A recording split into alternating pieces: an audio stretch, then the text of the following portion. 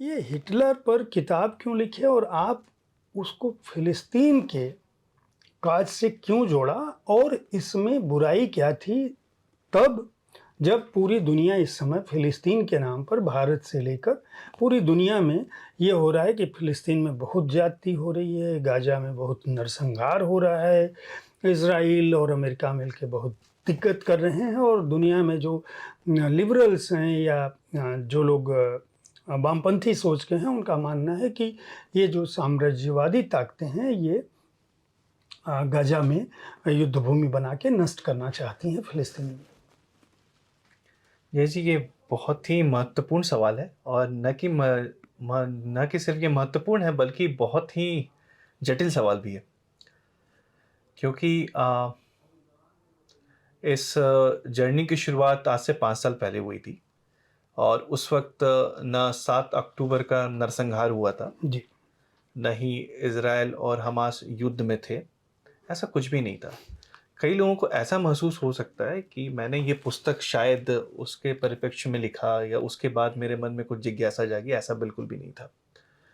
ये कहानी 5 साल पहले जाती है जब पाकिस्तान के भूतपूर्व प्रधानमंत्री इमरान इमरान खान खान। जी ने एक ट्वीट किया था। उस समय ट्वीट होता था, पोस्ट नहीं होता था, जहाँ पे उन्होंने बोला था कि बीजेपी, आरएसएस और जितने भी अलाइड ऑर्गेनाइजेशंस हैं वो नाजी आइडियोलॉजी से इंस्पायर्ड है। और मैं बहुत ही स्केप्टिकल इंसान हूँ, ये मैं अभी भी बोलता हूँ। मैंने सोचा कि शायद कुछ तो बात रही होगी, शायद इसलिए इमरान खान ने ऐसी बात करी है और मैंने उस पे रिसर्च करना शुरू किया। जब मैंने रिसर्च किया तो उसके बाद जो उसके रिज़ल्ट्स आए, वो बिल्कुल डायमेट्रिकली अपोज़िट थे उस इन कंपैरिज़न टू जो थॉट्स इमरान खान जी ने रखा था। और वो ऐसा निकल कर के आया कि जो सच में कोई कोलैबोरेशन सबसे बड़ी थी हिटलर की, वो थी पैलेस्टाइन के अरब्स के साथ। और मैं बिल्कुल चौंक गया था बिकॉज़ ये कभी आप हमेशा ये मान के सुनते आए हैं कि जैसे भारत की जो पॉलिसी रही है अभी तक, वो हमेशा प्रो पैलेस्टाइन रही है। जी। ये लेगेसी हमारी ऐसी रही है, हम कभी इज़राइल के समर्थक नहीं रहे। अरे ये सत्य है। अब हाँ, थोड़ी हाँ। पॉलिसी बदल रही है क्योंकि भारत ने भी पूर्णतः से इज़राइल को 1991 में ही रिकॉग्नाइज़ किया था। उससे पहले तक भारत ने इज़राइल को भी रिकॉग्नाइज़ नहीं किया था। लेकिन तो मेरे लिए तो ये बिल्कुल हतप्रभ होने का किस्सा था क्योंकि हिटलर जिसको हम सभी सबसे बुरे इंसान के तौर पे जानते हैं और यहाँ हम देख रहे हैं कि जिसको हम आज तक बिल्कुल एक अलाई की तरह मान रहे थे, जैसे पैलेस्टाइन जो हमारा मित्र देश की तरह है, उसकी जो मूवमेंट थी फ्री पैलेस्टाइन मूवमेंट, वो कहीं न कहीं विश्व के एक सबसे क्या क्या उदाहरण दूँ मैं, मतलब हिटलर के लिए क्या ही बोल सकते हैं।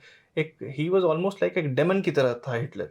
उस समय का एक दानव ही था शायद वो, जिस तरह की चीज़ें उसने की।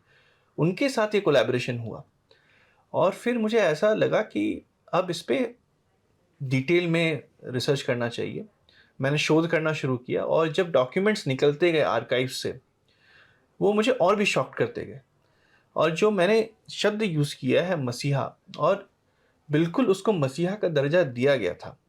उसको मसीहा का दर्जा दिया गया था हिटलर को। और वहाँ की जो स्ट्रीट्स थे अरब वर्ल्ड की, वो हिटलर के प्रेज़ में ऐसे गूंजते थे जैसे वो अपने किसी हीरो की शौर्य गाथा गा रहे हों। ये काफ़ी आम बात थी 1940 के दौर में। और फिर जब ये डेटा कोलैट होते गए, ये बुक फॉर्म हो गया। फिर ये मैटर आया कि इसका टाइटल क्या रखा जाए पुस्तक का। और जब तक पुस्तक खत्म हुई उस वक्त तक हमास वाली घटना हो चुकी थी। इनफैक्ट पुस्तक पहले खत्म हुई, हमास वाली घटना जो 7 अक्टूबर की है वो बाद में हुई। मतलब मैंने सारे रिसर्च कंटेंट को एक साथ कोलैट करके एक ड्राफ्ट रेडी कर लिया था।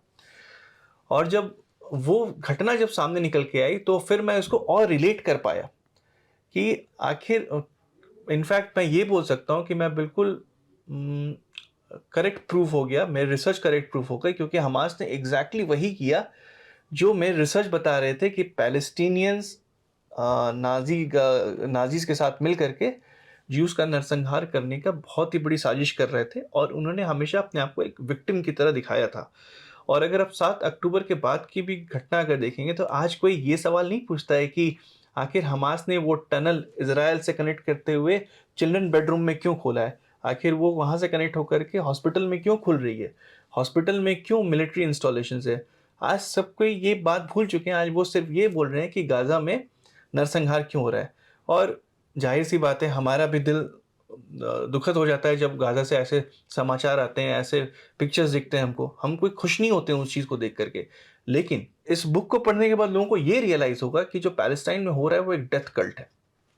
जो मौत से खेलता है, उसका वो कल्ट ही है जो मौत की तरफ अग्रसर है। वहाँ की नेशनल एंथम है फिदाई, जिसका मतलब है कि आप अपने आप को समर्पित कर सकते हैं, आप अपने आप को मार सकते हैं इस कॉज़ के लिए। जहाँ का नेशनल एंथम ही इतना डिस्ट्रक्टिव हो, इसका मतलब ये है कि वो पूरी तरह से तैयार है अपने आप को समर्पित करने के लिए। तो एक सिविलाइज्ड दौर में हम कैसे उसका काउंटर करेंगे? इज़राइल आखिर युद्ध लड़ेगा तो लड़ेगा कैसे? उसके सामने ह्यूमन शील्ड्स आ जाते हैं हमेशा। अगर ह्यूमन शील्ड्स आएँगे तो आखिर वो कब तक रेज़िस्ट करता रहेगा? आभास जी, इस पुस्तक के कई पहलू हैं। मैं जब इसको पढ़ रहा था तो दरअसल आप चूँकि बतौर शोधार्थी आपने अपने आप को स्थापित कर लिया है। आपकी पिछली किताब जिस पर हमारी चर्चा इसी स्टूडियो में हुई थी, इतिहास को आप देख रहे हैं और उन तथ्यों को जुटा पा रहे हैं जिन पर आपकी किताबें आधारित हैं। तथ्यों पर आपकी निष्पत्ति पर जो कहना चाहते हैं उस पर भले ही प्रश्न न हो, लेकिन नीयत पर एक सवाल बार बार उठता है। और जो लोग आलोचना के क्षेत्र में हैं उनका कहना है कि इतिहास बदलने की कोशिश हो रही है, नए तथ्यों को सामने लाया जा रहा है जो तथ्य अब तक सामने नहीं थे। आपका कहना है हम सही तथ्यों को ला रहे हैं, जो सही है वो लिख रहे हैं। यहाँ पर पुस्तक के आवरण पृष्ठ पर भी आपने इसकी शुरुआत की है और सभी को पता है कि ये सामान्य तौर पर कहा जाता है कि जो हिंदू राष्ट्रवाद है ये फांसीवाद से प्रेरित है। यानी कहीं भी कोई चीज़ तानाशाही हो रही है तो फांसीवाद से प्रेरित है। आपने अपनी किताब में कहा फांसीवाद से प्रेरित हिंदू राष्ट्रवाद नहीं था, बल्कि अरब राष्ट्रवाद था और ये एक गहन गठजोड़ था। पूरी किताब इस बात पर आधारित है। आपने उसमें बहुत सारे तथ्यों का जिनका आपने उल्लेख किया है, इज़राइल की हिस्ट्री भी दी है और आपने ये कहा है जो इस पुस्तक का पहला अध्याय है, जो सामान्य तौर पर तथ्य हैं जो किताबों में या अखबारों में आते हैं, जो आधुनिक दौर में हमारी युवा पीढ़ी जो आज के समय में अगर सोशल मीडिया पर पढ़ रही होगी तो उसको लगेगा कि इज़राइल को के साथ बहुत ज़्यादती हुई थी। पैलेस्टीन, वो तो इज़राइल अमेरिका और यूरोपीय शक्तियों के दबाव में उसको भी जगह मिल गई, नहीं तो नहीं मिली होती। उधर हिटलर ने भी मारा, इधर इन्होंने भी हटा दिया। उनके पास तो कुछ था नहीं, चलो इज़राइल को उन्होंने इस्टेब्लिश कर दिया और इज़राइल अपनी ताकत अर्जित करके अब उसका बदला ले रहा है अरब देशों से, दूसरों से। आपकी पुस्तक अलग तथ्य पे ले जाती है। आप कहते हैं कि इनका इतिहास जो है वह 2000 ईसा पूर्व से शुरू होता है। उसके बाद आप अरब जिहाद पर आते हैं और जब आप जिहाद की बात करते हैं तो उसमें तमाम फारसी और पर्शियन के जो ओरिजिनल टेक्स्ट हैं, मैं जानता हूं कि आपको ये भाषाएं आती हैं, तो आप उनका उल्लेख करते हैं कि जी ये चीज़ यहाँ पर उपस्थित है, ये चीज़ वहाँ पे उपस्थित है। और ये दरअसल विचारधारा के स्तर पर यह कट्टरता दोनों को जोड़ने के लिए ने महत्वपूर्ण भूमिका निभाई। मैं ये जानना चाहता हूँ कि आज की जो पीढ़ी है वह इस बात को कैसे नकारे कि आप जो लिख रहे हैं, आपका मकसद इतिहास को बदलना नहीं है।